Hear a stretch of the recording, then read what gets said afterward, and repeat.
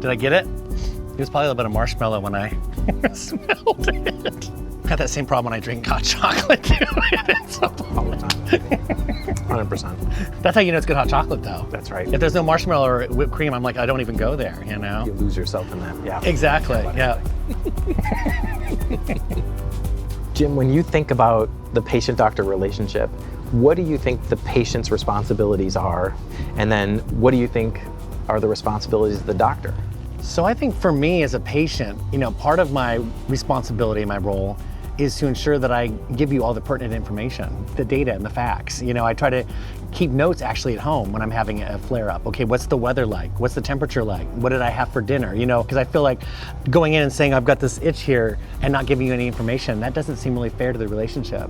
When I think about the role of the doctor, I guess a big part of it, like we talked about earlier, is listening and helping to build a relationship. I love that. And I think, yes, for my patients, I'm asking them to be authentic, to really tell me the whole story and not try to edit stuff out that they maybe are not happy with or ashamed of. And I think what I feel like I asked also is that they trust me. Sometimes a patient wants to show me, you know, a whole album of pictures, hundreds of photos, and tell me this long story, and I might stop them after a certain point and say, I hear you, but I need to get to know your skin in a different way. I need you to trust me. I want to try something. I want to make a plan for you.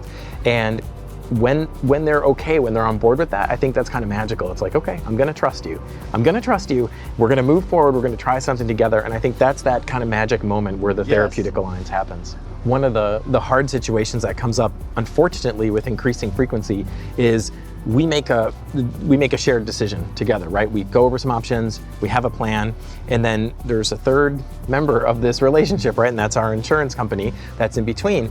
And sometimes they'll say, oh, nope, you can't do that yet. You need to do X, Y, or Z first.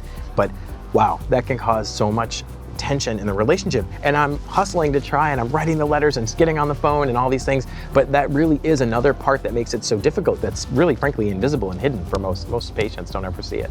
You know, I think about all the different obstacles that can come up, right? We can get somebody a medicine and maybe it doesn't work at all. They can get a medicine and it works a little but not enough.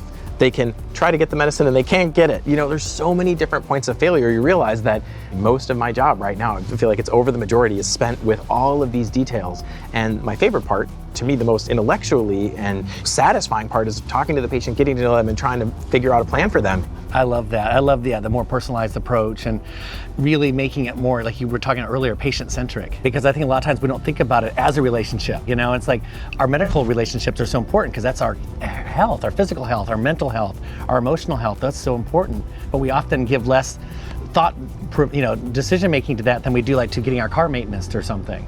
Absolutely. Is it tunnel again?